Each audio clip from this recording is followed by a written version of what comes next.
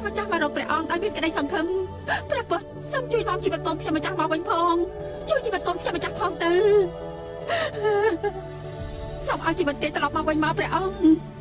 គជួយជីវិតកូនខ្ញុំម្ចាស់ផងទៅឲ្យគេរស់ឡើងវិញផងអាត្មាអាចនាំជីវិតកូនរបស់អ្នកមកវិញបានប៉ុន្តែសម្រាប់ពេលនេះត្រូវមានអ្វីម្យ៉ាងអាត្មាចង់អ្នកធ្វើកណាឆាប់ទៅរកផ្ទះមួយ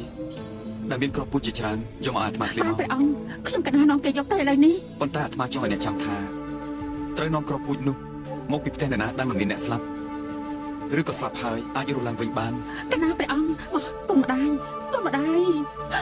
ទៅគុំម្ដាយ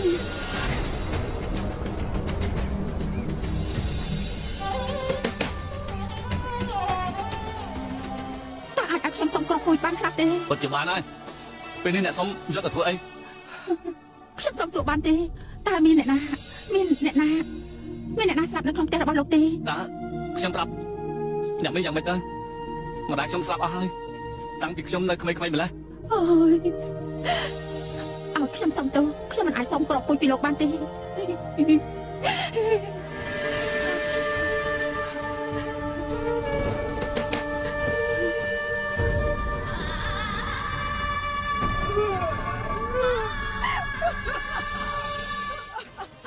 ប្រពន្ធខ្ញុំកំពុងតែមានជំងឺកូនប្រុសខ្ញុំស្លាប់ចោលខ្ញុំហើយកូនប្រុសនិងភរិយារបស់គេបានស្លាប់អស់ហើយកូនខ្ញុំប្រពន្ធខ្ញុំពួកគេស្លាប់ចោលខ្ញុំហើយ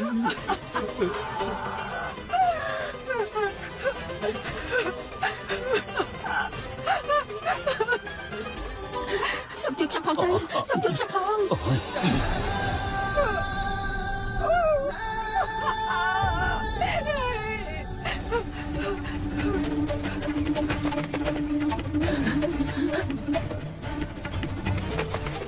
មានអ្នកណាដែរទេសូមបាក់គ្នាផងសូមបាក់គ្នាផង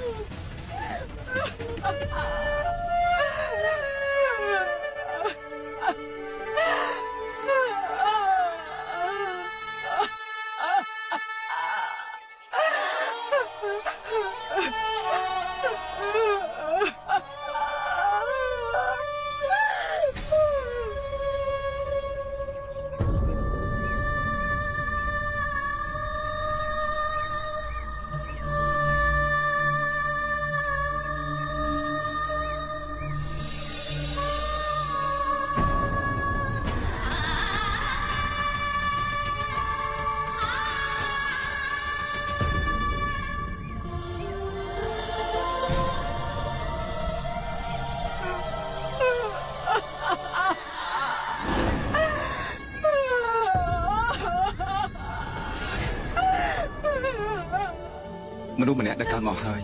ប្រកាសជាស្លាប់ទៅវិញនៅថ្ងៃណាមួយនេះគឺជាច្បាប់ធម្មជាតិមិនថាក្មេងចាស់អ្នកចេះឬក៏អ្នកល្ងងនោះទេអ្នករកគ្នាគឺត្រូវតែស្លាប់មិនអាចជៀសផុតតែអ្នកចង់យល់ពីការពិតដែរទេ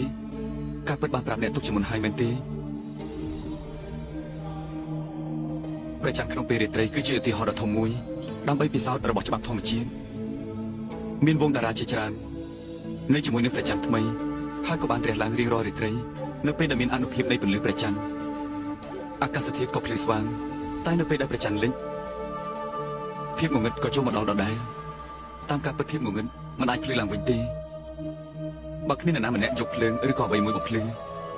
ជីវិតកូនប្រុសអ្នកជាបេះដូងរបស់អ្នកមែនទេកណាគឺជាកាយភ្នែករបស់កណាគេនៅក្មេងណាពេលនេះអ្នកត្រូវស្ងប់អារម្មណ៍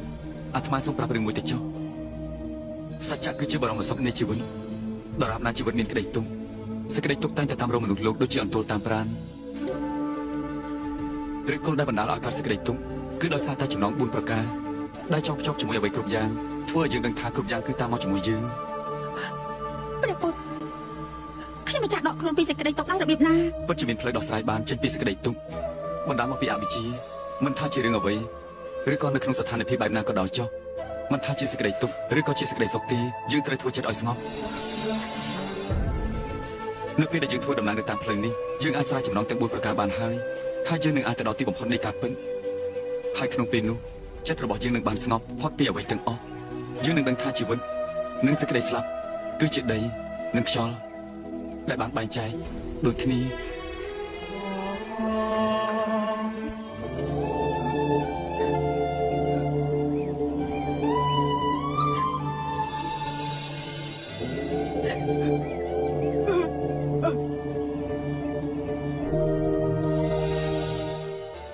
ខ្ញុំកណាសុំសួរព្រះអង្គមួយសំណួរផ្លូវណាដែលព្រះអង្គលះបង់ទ្រព្យសម្បត្តិហើយព្រះអង្គរំដោះខ្លួនចេញពីពិភពលោកប៉ុន្តែទ្រព្យសម្បត្តិតែងតែធ្វើឲ្យខ្ញុំកណាយកទៅថ្វាយព្រះអង្គដល់ដំណាក់ព្រះអង្គខ្ញុំកណាយកទៅថ្វាយដល់ដំណាក់ព្រះអង្គគង់នៅទីនោះហើយសម្រាប់ជូនពរដល់ព្រះអង្គហើយក៏សម្រាប់ជីវិតប្រចាំថ្ងៃរបស់ព្រះអង្គ អាត្មាសូមអរគុណដល់ព្រះអង្គហើយតែអាត្មានឹងគង់នៅទីនេះ4ខែសម្រាប់រដូវវស្សា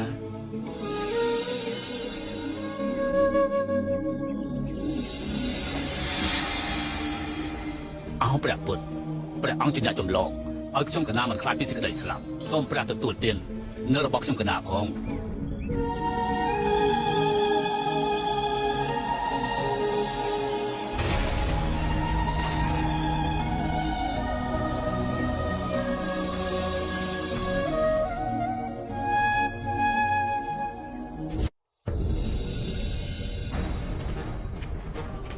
ទេវទត្តដូចជាថ្លើមធំខ្លាំងណាស់នៅក្នុងពេលនេះ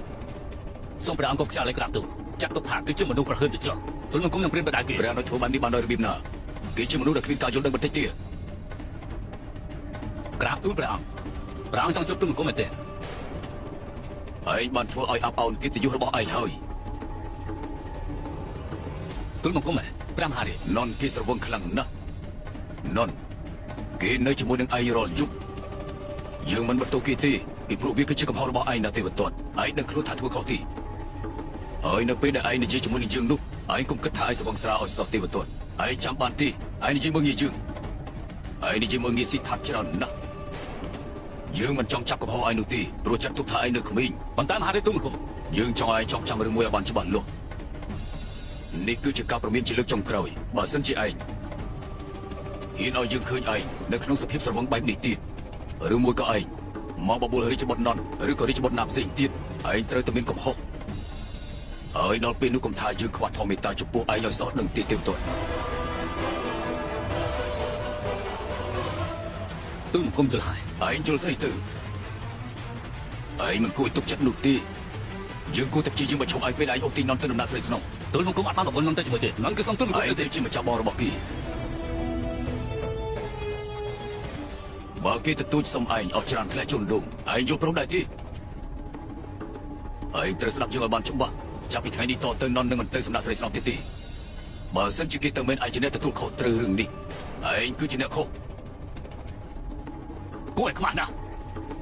តើឯងមិនអាចបង្រៀននន់រឿងល្អៗបានទេឯងហ៊ានដឹកនាំនន់ឲ្យដាក់ផ្លូវខុសដល់របៀបណាសូមព្រះរាជទានទូលព្រះអង្គទៅហើយសន្យាថាមិនឲ្យមានរឿងដូចនេះកើតឡើងទៀតទេ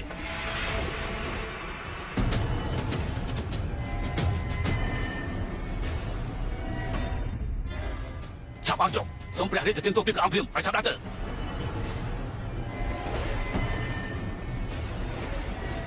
បានហើយទេវទត្តបានហើយ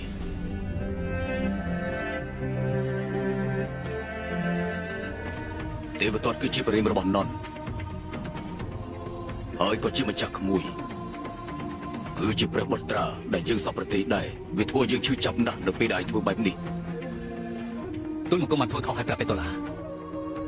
ទូលមកគុំមិនស័ក្តិសមឲ្យប្រាប់ពេតុលាលើកលែងទោសទេ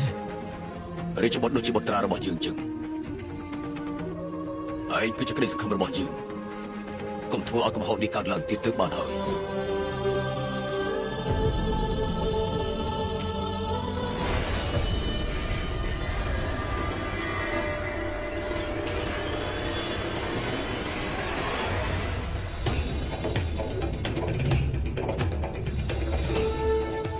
កុំធ្វើឲ្យភាពអាម៉ាស់របស់គាត់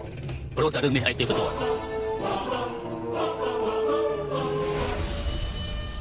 អត់ទេទូលបង្គំនឹងផ្ដោះមេរៀនឲ្យក្រុងវិញជាមិនខានទេ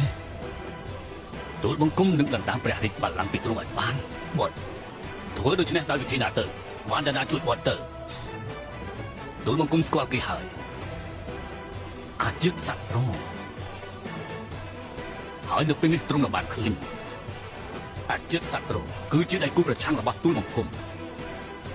ដើម្បីដួលរាជបល្ល័ង្ករបស់ទ្រង់ आरंभ हो गई निर्वाण प्रथा सुनो सुनो ये बुद्ध कथा